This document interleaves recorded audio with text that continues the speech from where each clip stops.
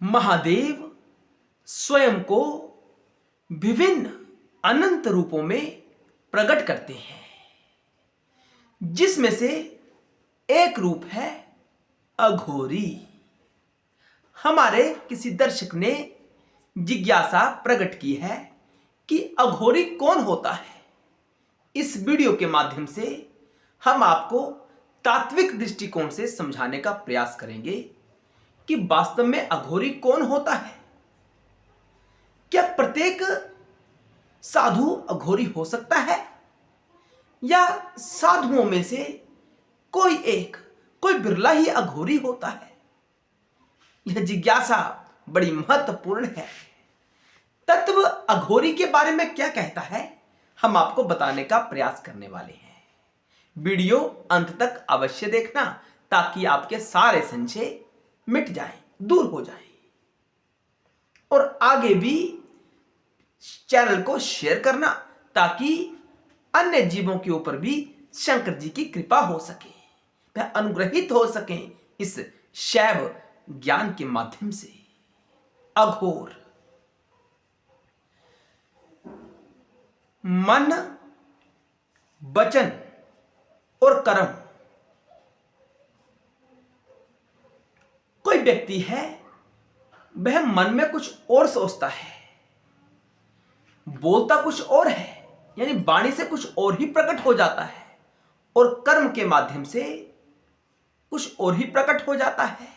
यानी मन, वाणी और कर्म में भेद। तो ऐसे जीव को क्या कहा जाएगा? घोरी। कि जो घोर रखता हो, जो बाहर और भीतर से एक समान ना हो, वह घोरी कहलाता है। और घोरी यानी माया से पूर्णतया आच्छादित।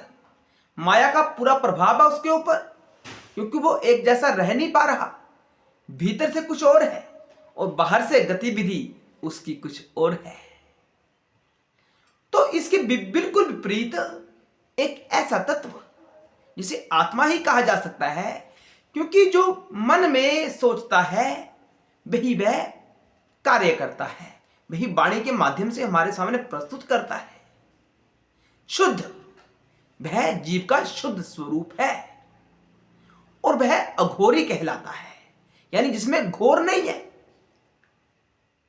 आप उसके ऊपर विश्वास कर सकते हैं, चाहे कोई भी स्थिति हो, क्योंकि जो वह मन में सोचेगा वही आपके सामने प्रस्तुत करेगा। ऐसा नहीं है बोला कुछ और किया कुछ और। तो यह शंकर जी की अवस्था कहलाती है, अघोरी। जरूरी नहीं है कि कोई संत भेष में ही अघोरी हो सकता है। साधारण मनुष्य भी अघोरी भाव में हो सकता है, उनका अघोरी तत्व जागृत हो सकता है। साधारण मनुष्य भी जो छल कपट करे, जो आपको दिखा कुछ हो रहा है लेकिन उसके भीतर कुछ और ही चल रहा है, वह तत्व घोर तत्व कहलाता है। वो शंकर जी से कोसों दूर है, बहुत दूर है, शंकर जी के समीप नहीं जाने देता। शंकर जी के समीप जाने के लिए हमें अपना अघोर तत्व जागृत करना पड़ता है। ये शंकर जी का सूत्र है, बड़ा महत्वपूर्ण सूत्र है। हम सबको अपने जीवन में इस सूत्र में धारण करना चाहिए, कभी शली नहीं बनना चाहिए। जो बोलना है वही करना है, उसके विपरीत नहीं करना कि बोला कुछ और किया कुछ और। तो आपका शंकर जी का तत्व जागृत नहीं हो सकता, आपका अघोर तत्व जागृत नहीं हो सकता। बात रही साधना पद्धति की, कि अघोर किस साधना का अनुसरण करते हैं। तो मैं अपने दर्शकों से कहना चाहता हूं कि हमारा कोई ऐसा अनुभव नहीं है जो हम आपको इसके ऊपर बता सके। हम मन की बातें नहीं करते, जो अनुभव का विषय है, जो हमने अनुभव किया है, महसूस किया है, जो हमें लगता है वास्तव में क्या है, वही आपको इस चैनल के ऊपर प्रस्तुत किया जाता है।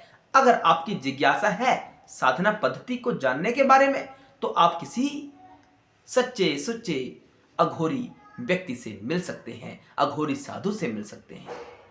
आपका वह कल्याण अवश्य कर देंगे। हमने इस वीडियो में इतना ही बताया कि अघोर तत्व क्या होता है। अघोर तत्व जो भीतर से और बाहर से एक जैसा हो, जो वह कहता है वही अंदर सोचता है, छली नहीं होता, छल नहीं करता, वही वास्तविक तत्व होता है। हमें ऐसे तत्व में स्थित होने का प्रयास करना चाहिए। ऐसा नहीं होना चाहिए कि भीतर से कुछ और बाहर से कुछ और। आपका शिवत्व जागृत नहीं होगा अगर आप घोरी बनकर जीवन यापन करते हैं। हमें घोरीपन को त्यागना है और त्याग कर अघोर में स्थित होना है। आप शंकर के करीब चले जाओगे और मंत्र का जाप करते रहो, नमः शिवाय नमः शिवाय, जय भोलेनाथ जय भोलेनाथ, और अघोर तत्व को जागृत करो। हर हर महादेव।